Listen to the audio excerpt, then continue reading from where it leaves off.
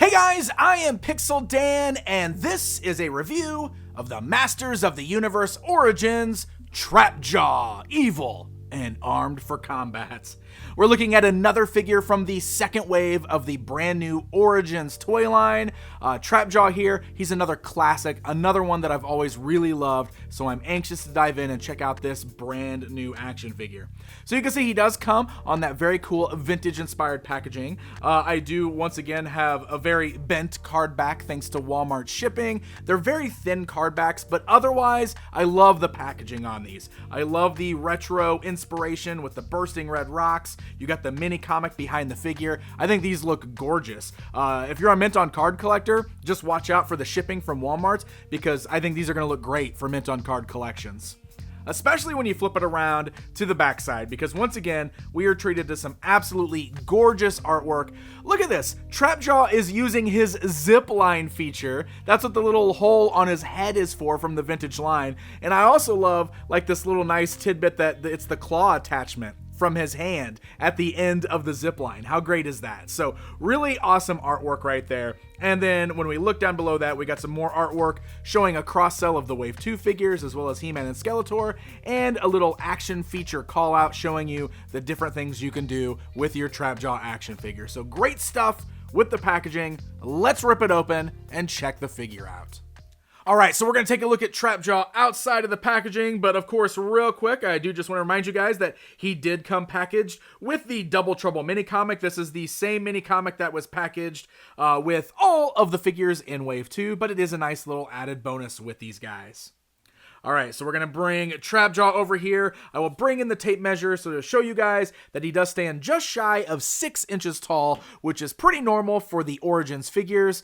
As I keep saying, they're actually more in the 5.5 inch scale like the vintage toys, but they can stand up a little taller since now we've got articulated knees. So Trapjaw was always a favorite of mine in the vintage toy line, so it's pretty cool seeing this update of him here. The colors look really great. I mean, you got the blue skin, you got the bright green on like the pirate belt. You can see those same legs that we just saw with Man-E-Faces also in this wave, so we get some nice parts reuse going on there. But of course, Trapjaw's got a lot of cool new stuff going on as well, like he's got his big ol' like cannon arm over here, which is for all of his arm attachments. The pirate type belt is removable, just like it is on the vintage toy line. And we've got some cool features on the head. Like you can see, he's got the little loop in his head, which, as I pointed out in the artwork on the back of the packaging, was a gimmick from the vintage toy where you could use your own string and he could do like a zip line from his head, which is hilarious, but I'm glad that it's there. And the jaw does move up and down, so you could do the opening and closing mouth there. So that is really, really cool. Now, I do want to talk about the face. This is another one where the details of the face sculpt are a bit soft, and it's such a bright neon green that it almost washes out the details entirely. You can definitely see it. It's a little better in person, but man, with my video and my photography, it really did feel like the details were totally washed out. The eyes are also really unique on this because they decided to give him black eyes with yellow pupils. The colors were flipped on the Classics figure, and the vintage toy didn't have like yellow at all. It was just black pupils painted. So this is almost a bit of a new look for a Trapjaw action figure. I kind of like it. It kind of does make him stand out. So that's pretty cool. So articulation on this guy is similar to what we've seen with all the other figures. I will say the neck joint is super tight on this one. Like it's super weird because the Scareglow I got had such a loose neck joint, and this one is like, you got to really use some force to turn the head there. So I don't know what's going on with that. But the jaw opens and closes very nicely. He's got the same arm joint, of course, at the shoulder, so the arm can go outwards, forwards, and backwards. You've got a bend at the elbow, a swivel at the elbow, a swivel at the wrist, and the hinge joint at the wrist. But then we got to come over here and we got to look at the arm over here, like the cannon type arm or for the arm attachments, because it can move forwards and backwards. But interestingly, it's also got a bend and a swivel at the elbow, something that the vintage toy did not have. So that is really, really nice. And of course, that's going to come in handy for the arm attachments that we're going to look at in just a minute here. Otherwise, we can swivel at the waist, just like we've seen on the other figures. Ball-like hinges at the thighs, so the legs can go outwards, forwards, and backwards. swivels and bends at the knee, and then the ankles can move forwards and backwards, though just like on Manny faces that we took a look at, the sculpt of the calves there and the armor that kind of comes over the ankles does hinder the movement. We don't really get the side-to-side rocking, so he is a bit hindered at the ankle joints. But let's go ahead and talk about those arm attachments, of course, because it's exactly what you would expect to be an accessory for Trapjaw. Just like on the vintage figure, we get the hook, we get the claw, and we get the blaster. The attachments plug in very nicely into his robot-type arm there.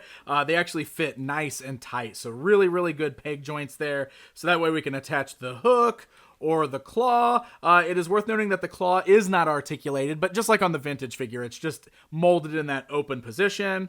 And then, of course, we've also got the blaster there, which is very cool. Now, also, another thing that comes straight off the vintage toy is you'll notice that each of these do have a little hook on the end. So anything that is not attached to his arm can actually fit right in these little loops on his belt so that you can store the extra accessories right there on his side. And it is very, very cool. It functions very well. They actually fit in there nice and solid, just like the attachment in his arm there. So nothing feels loose, nothing feels like it's going to fall off. It's a great way to store all of the accessories on the figure, and it functions really, really well.